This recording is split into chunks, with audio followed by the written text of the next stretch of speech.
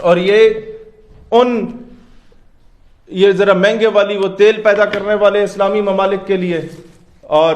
یہ تمام سربراہان کے لیے اور ان کے جرنیلوں کے لیے کہ جناب تمہاری فوجیں کس کام کی ہیں، یہ جو درجنوں ملکوں کا اسلامک الائنس تم لوگوں نے بنایا ہوا ہے یہ کس کام کے ہے کہ اگر اسلامی ممالک کی جو آرمیز ہیں وہ U N peace keeping forces میں تو جا سکتی ہیں، وہ القدس پیس کیپنگ فورس کیوں نہیں بنا رہی، وہ فلسطین کے لیے کیوں نہیں جا رہی، یہ جو ان کے جہاز ہر سال کرتب دکھاتے ہیں کہ جہاز یوں جا رہا ہے تو یوں جا رہا ہے تو یوں جا رہا ہے، وہ فلسطین کا رخ کیوں نہیں کر رہا۔ اور آج یہ جو گلابی رنگ کی چوڑیاں ہیں یہ ہم اس وزیر اعظم انوار الحق کاکڑ کے لیے لے کے آئے ہیں جو کہتا ہے کہ 2 اسٹیٹ سولوشن ہے فلسطین کا۔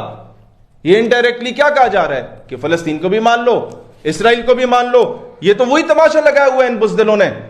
ایک گھر پہ کوئی بدماش آ کے قبضہ کر لیتا ہے اور ادھر 2 بیٹیاں رہتی ہیں تو پنچایت آگے فیصلہ کرے گی کہ جناب مسئلے کو معاملے کو نپٹانے کے لیے گھر میں 2 اسٹیٹ سولوشن کر لو،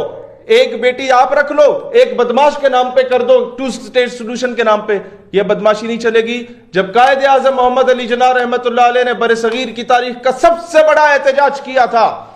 before the creation of Pakistan کہ اسرائیل مسلم عرب ممالک کے قلب میں ایک خنجر کھونپا جا رہا ہے، تو قائد اعظم نے یہ کہا تھا کہ مسلمانان ہند، مسلمانان بر صغیر کبھی بھی کسی صورت میں بھی اسرائیل کو تسلیم نہیں کریں گے۔ تو تم لوگ قائد اعظم سے بڑے فلسفی بننے کی کوشش نہ کرو انوار الحق کاکڑ صاحب، آپ بھی اور اسلامک ممالک کے جتنے بھی یہ فن خان بنے پھر رہے ہیں۔ میں انہیں کہنا چاہتا ہوں کہ there is no 2 state solution, there is only 1 state solution, that is Palestine۔ وہاں پر آپ جیوز کو بھی جو